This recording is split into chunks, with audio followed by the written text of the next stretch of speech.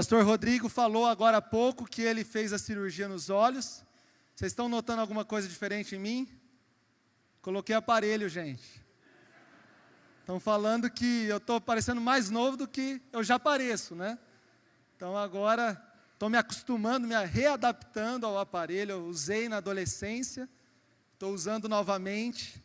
E peço paciência e compreensão dos irmãos e irmãs, que é a primeira vez que eu estou pregando de aparelho. Então, se eu me enrolar aqui, desde já eu peço perdão para você, tá bom?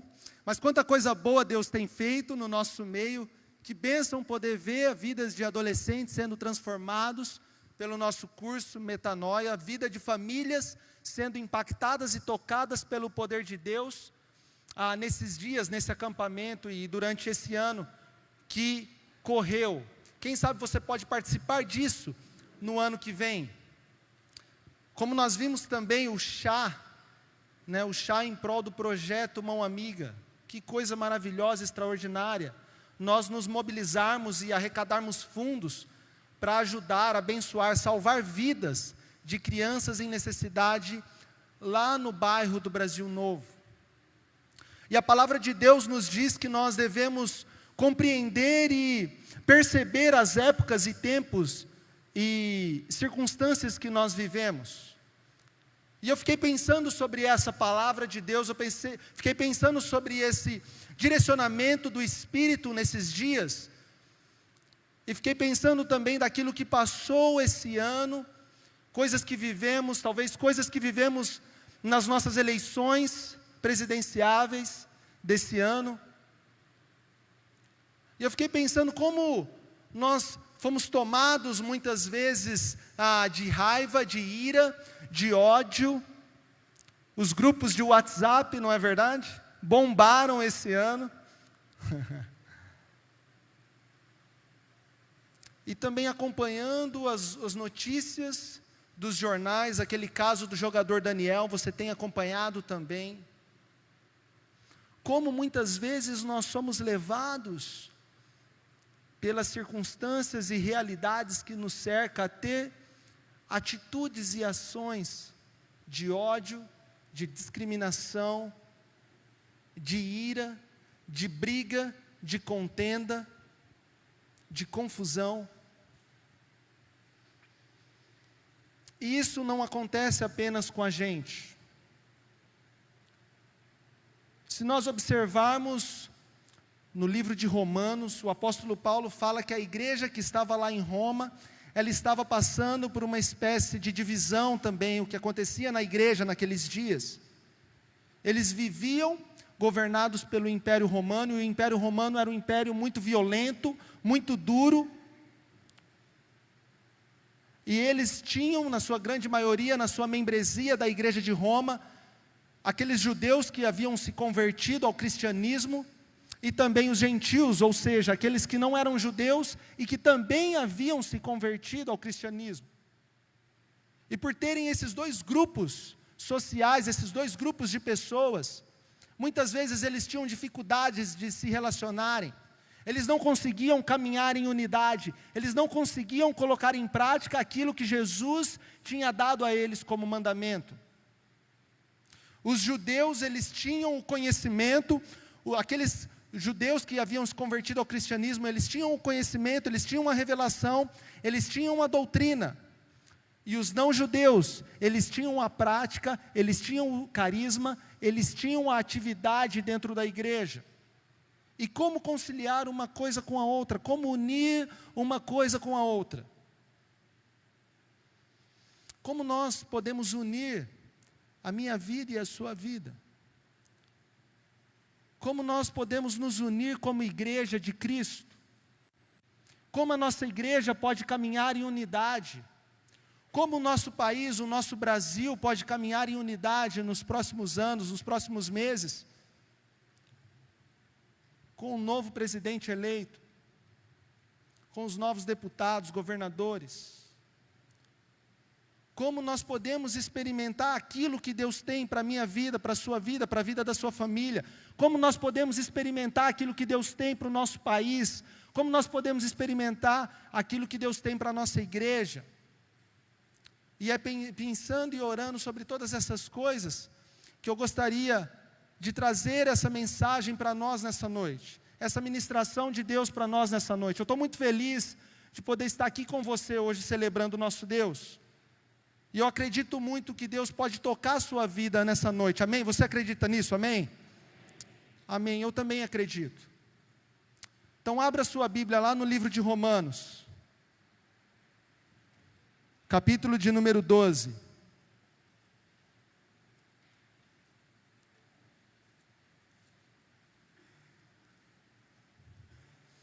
Romanos, capítulo de número 12.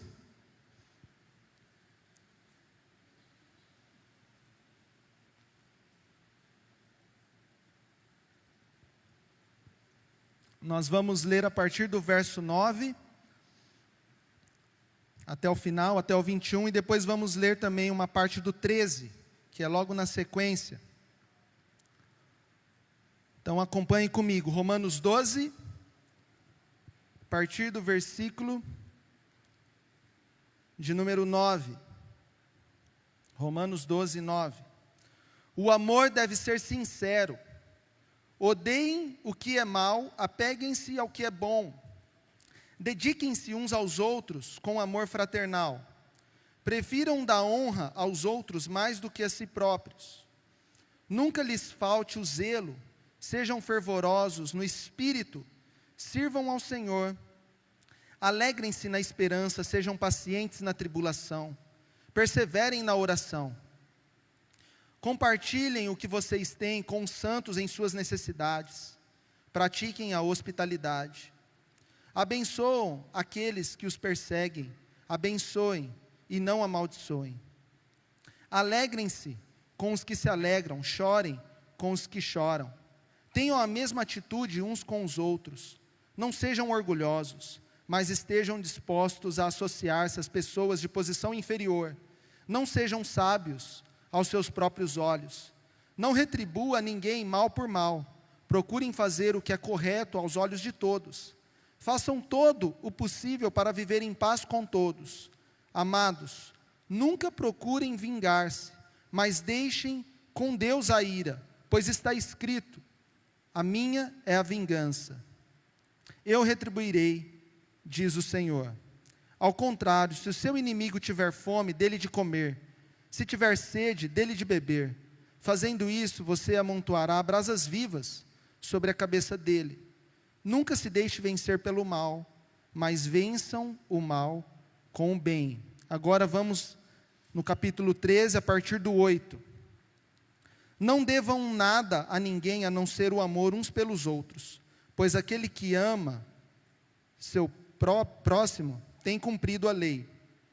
Pois esses mandamentos: não adulterarás, não matarás, não furtarás, não cobiçarás, e qualquer outro mandamento, todos se resumem nesse preceito: ame o seu próximo como a si mesmo. O amor não pratica o mal contra o próximo, portanto o amor é o cumprimento da lei. Façam isso compreendendo o tempo em que vivemos. Chegou a hora de vocês despertarem do sono, porque agora a nossa salvação está mais próxima do que quando cremos. A noite está quase chegando, o dia logo vem.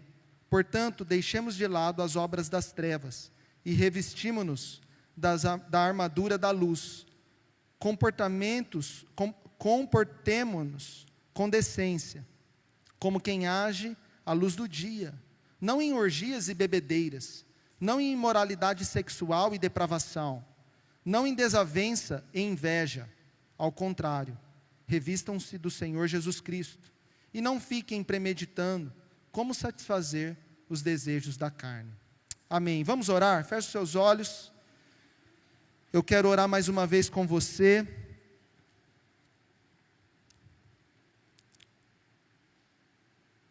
Faça uma oração a Deus nessa noite. Peça que o Senhor ministre essa palavra ao seu coração. Só Ele pode fazer isso. Só Ele pode nos transformar. Só Ele pode nos tocar. Só Ele pode nos salvar.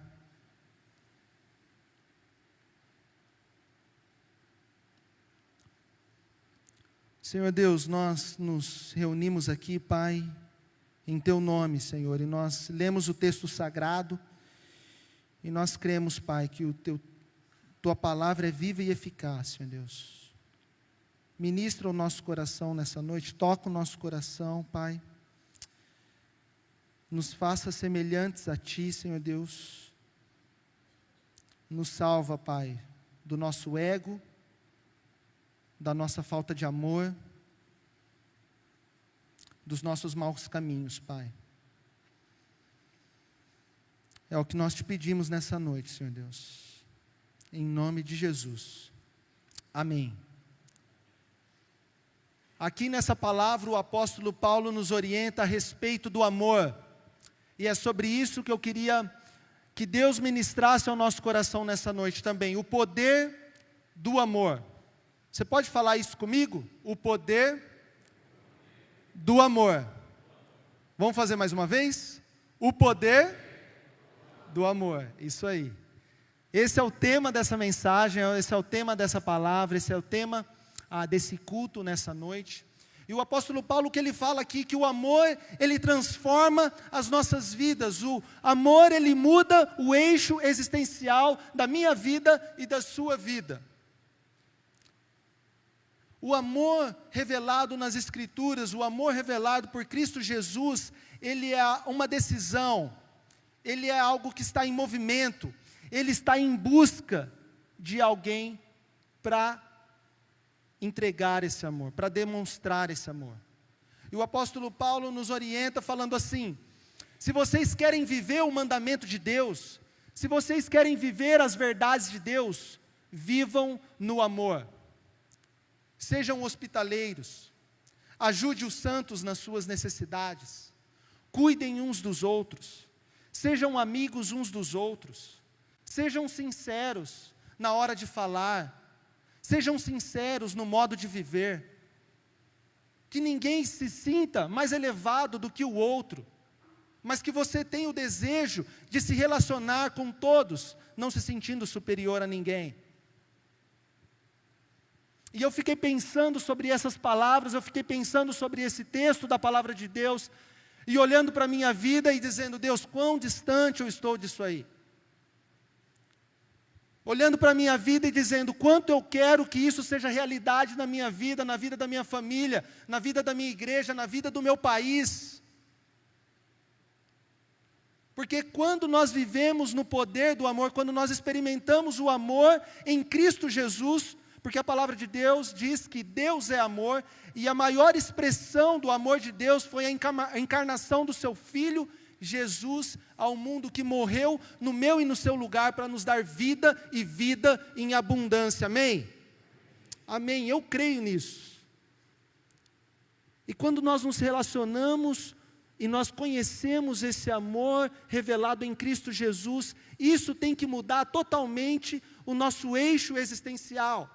Isso tem que mudar o jeito como a gente leva a nossa vida. Isso tem que mudar o jeito como nós nos relacionamos com as pessoas. O apóstolo Paulo fala que todo mandamento se cumpre no amor ao próximo. Em Gálatas, no capítulo de número 5, ele diz assim: vocês estavam caminhando bem, meus irmãos e irmãs de Gálatas. O que aconteceu que interrompeu a sua corrida?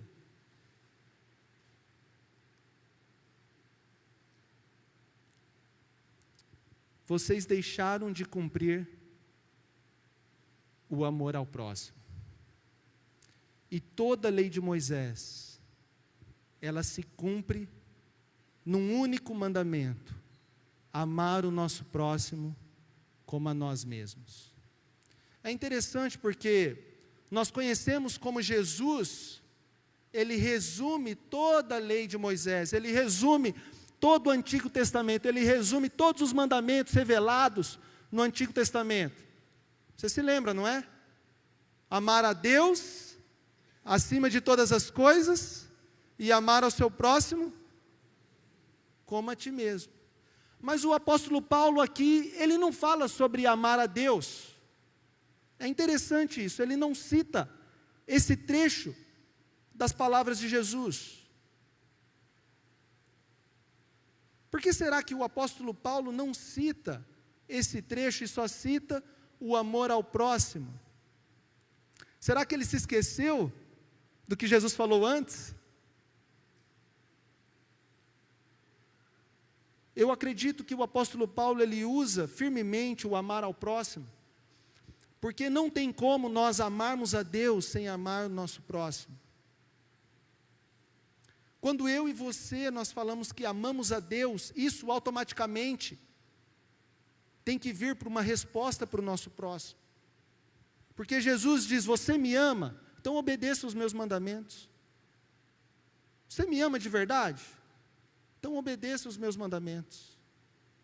Se você ama a Deus, você ama o seu próximo. Acontece que a igreja de Roma e também a igreja de Galácia, como Paulo afirma lá no capítulo de número 5, eles achavam que amavam demais a Deus e estavam bem com Deus. Mas o apóstolo Paulo fala assim, não, porque vocês precisam viver em amor. Vocês precisam experimentar o poder do amor. Vocês precisam ser levados a viver uma vida que glorifica Deus, e essa vida de adoração a Deus, de glória a Deus, é por meio do amor. Se vocês querem amar a Deus de fato, querem cantar louvores a Ele, querem dar glória a Ele, querem dar honra a Ele, que você ame o seu próximo. Tem um teólogo e pastor chamado Karl Barth, ele fala assim, que o caminho ao único é no encontro do nosso próximo. Olha só que interessante. O caminho a Deus, ao único, é na direção do nosso semelhante, do nosso próximo.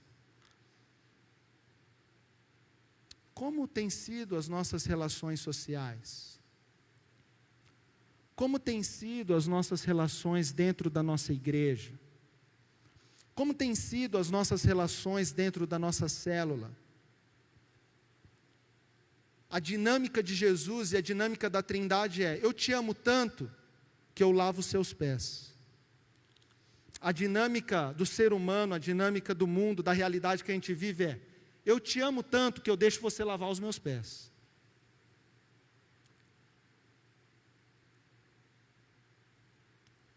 Será que eu e você temos experimentado esse amor de dizer, eu te amo tanto que eu vou me abaixar aqui e lavar os seus pés? Ou será que a gente tem vivido mais no outro mecanismo? Ó, eu te amo tanto, então você tem que aceitar o que eu falo, você tem que aceitar o que eu acho, você tem que aceitar a minha posição política, você tem que aceitar o que eu falo, você tem que gostar das mesmas coisas que eu gosto, dos mesmos cantores que eu gosto. Ou será que eu respeito a sua vida, respeito a sua opinião, e mesmo assim sou seu amigo e quero te amar e quero caminhar com você? Eu fiquei muito impactado por uma reportagem que eu assisti no Fantástico, algum tempo atrás, de alguém que amou o seu próximo. E eu queria passar para você nessa noite, talvez você já tenha assistido também. Está no jeito aí? Vamos colocar? Assista essa reportagem comigo.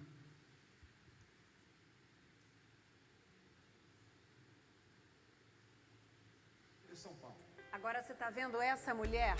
O que essas duas pessoas têm em comum? Elas são a mesma pessoa. Essa é a Silvia em 2012 e essa é a Silvia hoje. Como é que pode? Você vai entender agora. Silvia vive no Rio de Janeiro há 2 anos, mas ainda não tinha conhecido a praia. O que você sabe de Copacabana? Tem a música, acho que a música. Copacabana, princesinha do mar. Princesinha do mar. Eu tô na praia. Tá na praia. Na praia de Copacabana. Os pés conhecem a areia, depois o mar. Uma saudade. Você deve estar se perguntando por que a gente mostrou a dona Silvia vindo aqui à praia de Copacabana. Mas depois que eu contar a história dela, você vai ver que agora, depois dos 60 anos, é que ela está aprendendo a ver o lado bonito da vida. Esse mundo é muito bonito. Ainda está em tempo de você conhecer. Estou conhecendo. O mundo de Silvia foi por muito tempo sem cores nem beleza. Ela vivia na Cracolândia, no centro de São Paulo, uma região que ela conhece desde muito pequena. Você foi morar na rua com 9 anos. Com 9 anos. Eu era também um daqueles meninos de rua. Virou assaltante. Acabei virando chefe de um desses bandos ao decorrer do tempo. Com quantos anos? Eu já devia ter uns 13, 14 anos já. Aos 18, foi presa e condenada. Eu tinha 8 processos, eu fui condenada nos 8. Por 8 assaltos à mão armada. Nos 8, Foram 25 anos na cadeia. Ao sair, ela só conseguiu trabalho no tráfico. Foi quando eu me viciei. Foi fazendo crack. Me joguei na droga e aí foi a derrota total.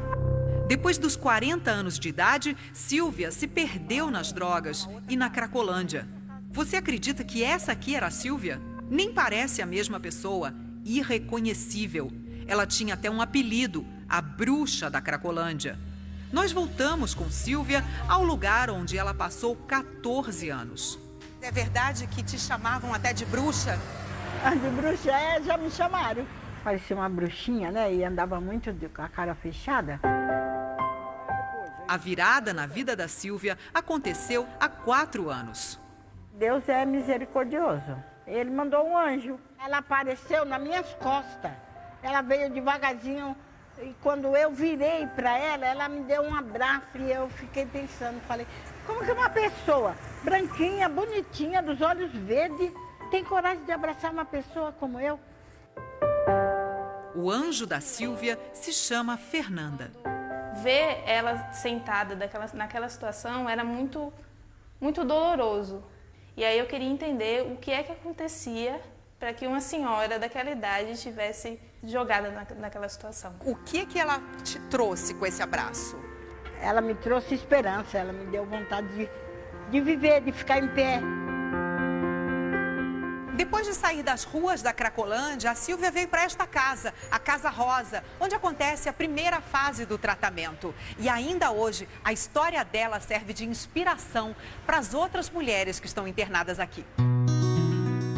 Aqui, na missão religiosa, Silvia passou a se cuidar, a se divertir, completou o ensino fundamental e o médio e não parou por aí. Ela se tornou um referencial porque ela está na faculdade agora. Ela está estudando, ela tem conquistado um espaço muito bacana, assim. Silvia hoje é aluna de teologia no Rio de Janeiro. Seu sonho é ser missionária e ajudar outros como ela. Eu quero ajudar, mas eu quero aprender.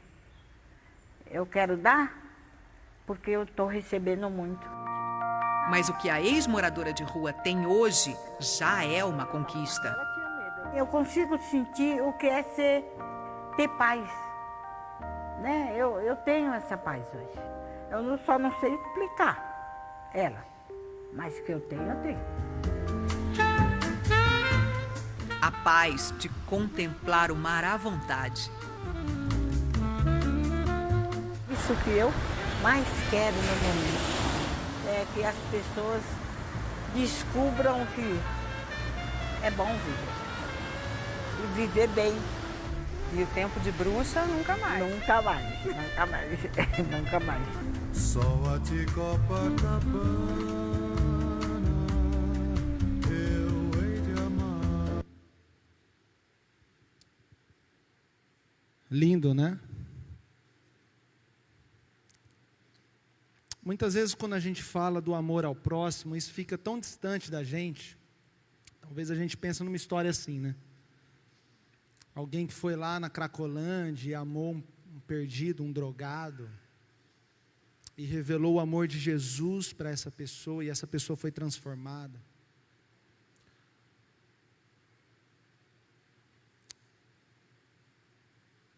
E a gente dificilmente tem uma atitude como essa. Porque a gente não ama nem o semelhante, nem às vezes a pessoa da nossa célula, nem às vezes a pessoa da nossa igreja, da mesma igreja que vem aqui, cheirosinha, bonitinha. E o que dizer das nossas relações familiares? Marido e mulher, pais e filhos, tios, primos.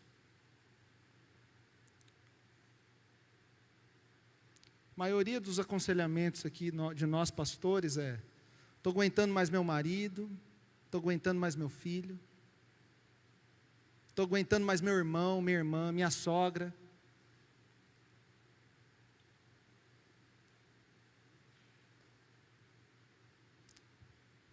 Amar o nosso próximo como a nós mesmos.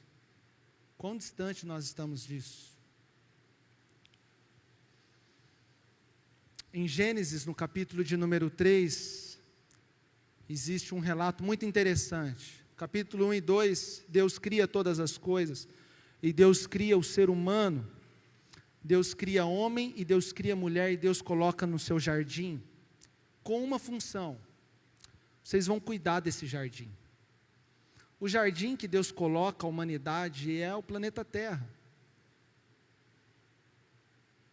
Mas aí no capítulo de número 3 há o relato da queda.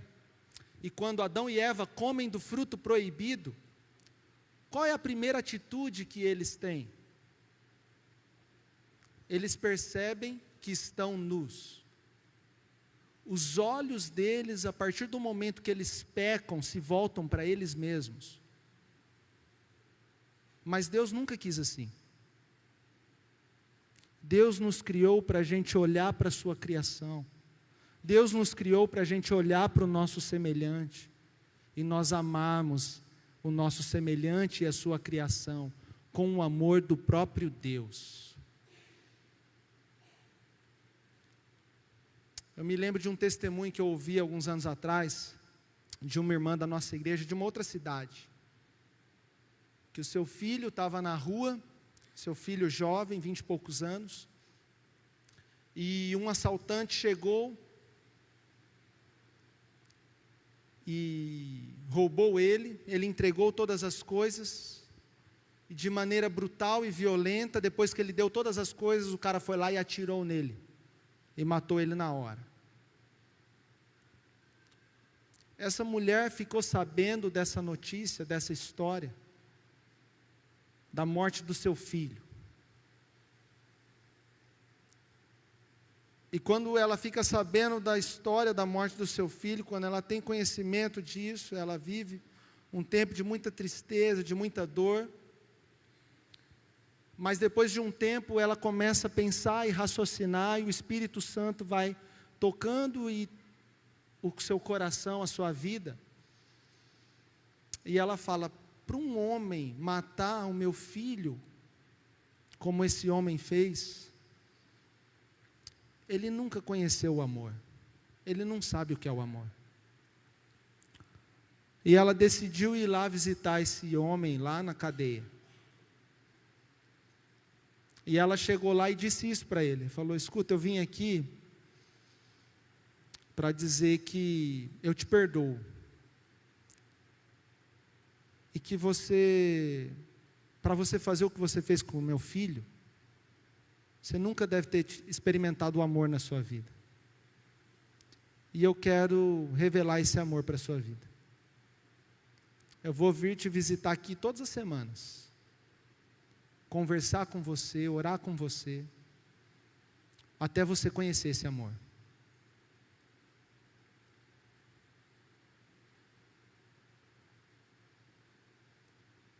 Isso é o que o apóstolo Paulo falou para os romanos lá na carta. Não paguem o mal com o mal, mas paguem o mal com o bem. Se o seu inimigo te pedir a capa, dê a túnica, diz Jesus. Ele só está repetindo o que Jesus ensinou. Ame os seus inimigos e ore por eles. Mas a gente não ama nem os da nossa casa. quão distante a gente está desse amor. Vamos abrir a Bíblia lá em 1 João, para a gente finalizar. Queria convidar a equipe de louvor para vir aqui à frente já. 1 João, capítulo de número 4.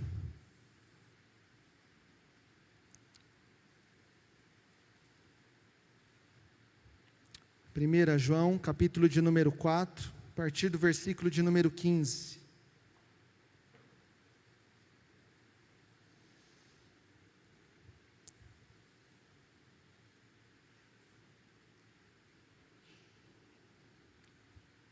Primeira João, capítulo 4, a partir do versículo de número 15.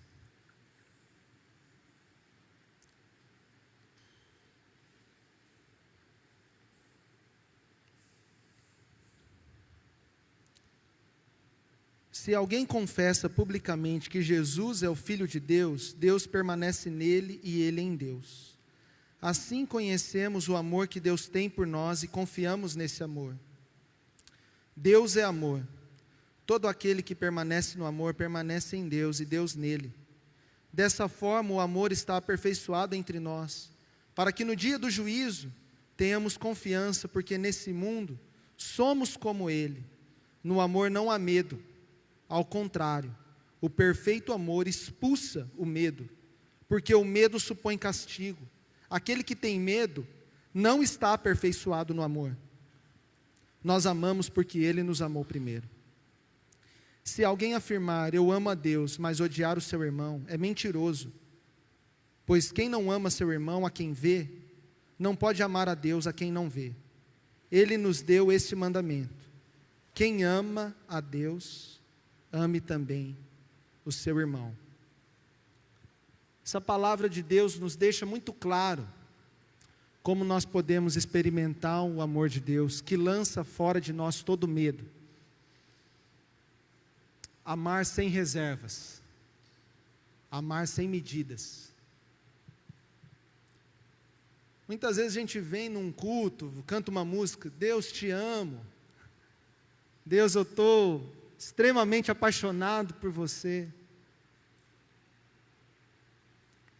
Mas como estão as suas relações com as pessoas?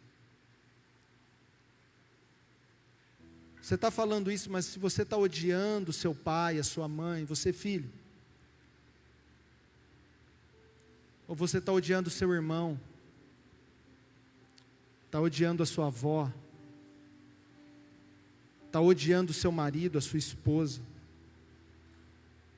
Deus ouve isso e fala assim: ama nada, você não ama nem a sua mulher, você não ama nem o seu filho, você não ama nem o seu pai. Que amor é esse que você tem por mim? A gente teve a multiplicação aqui hoje, e eu me alegro muito com a vida do Jefferson e da Nice. Cadê eles? Dá um tchauzinho aí, Jefferson e Nice. Eles têm caminhado mais perto dos meus pais ultimamente. Pegaram eles de jeito, né? O Osnir e a Antonieta são meus pais, viu? Para quem não sabe. Não é só meu xará não, é meu pai. Outro dia a gente estava conversando e ele perguntou para mim como é que foi a educação dos meus pais, né? Comigo.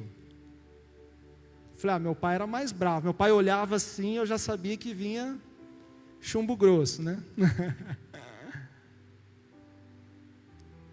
E eles falaram, e sua mãe? Sua mãe é tão amorosa, eu fico imaginando como é que ela brigava com os filhos.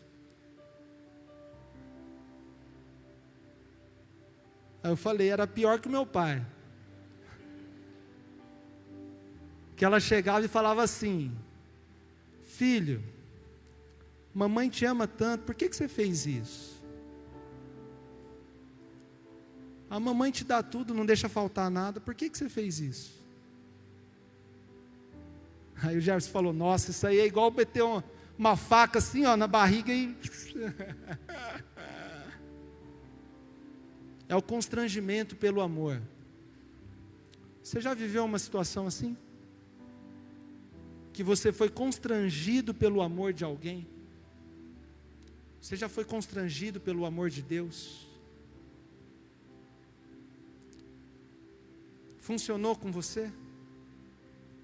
A gente sabe que dá certo, não sabe? Por que a gente não pratica então?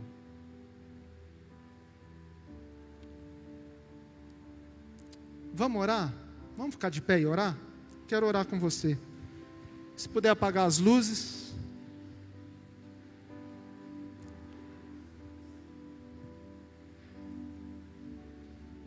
A palavra de Deus diz que o perfeito amor lança fora todo medo.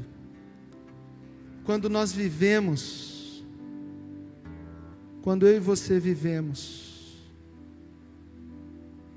o amor de Deus e o amor pelo próximo, nós não temos medo de nada. Do que você tem medo? Você tem medo de perder o seu casamento? Você tem medo de perder o seu filho, a sua filha para as drogas, para a imoralidade sexual? Você tem medo de uma doença? Qual é o seu medo?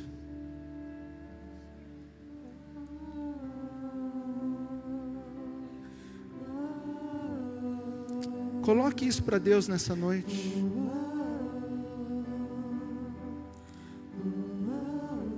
Faça uma oração a Deus nessa hora.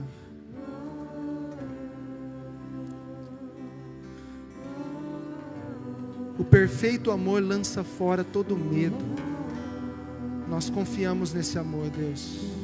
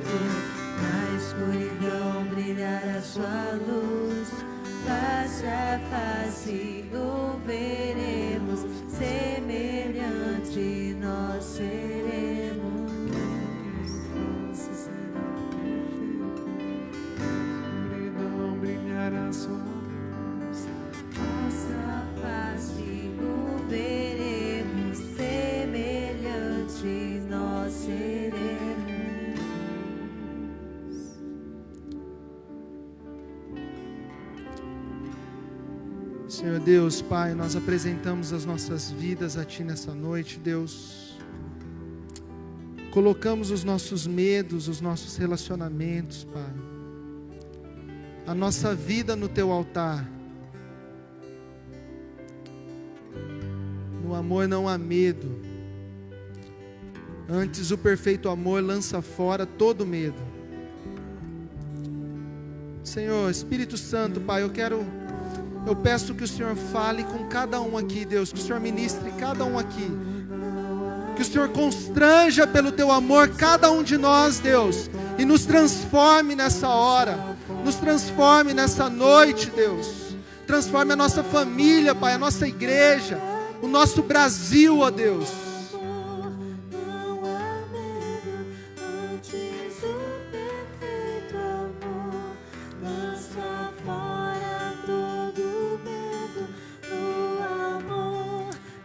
Deixe com que o Espírito Santo ministre essa palavra ao seu coração. Coloque o seu medo diante de Deus nessa noite. E seja inundado pelo amor de Deus nessa noite.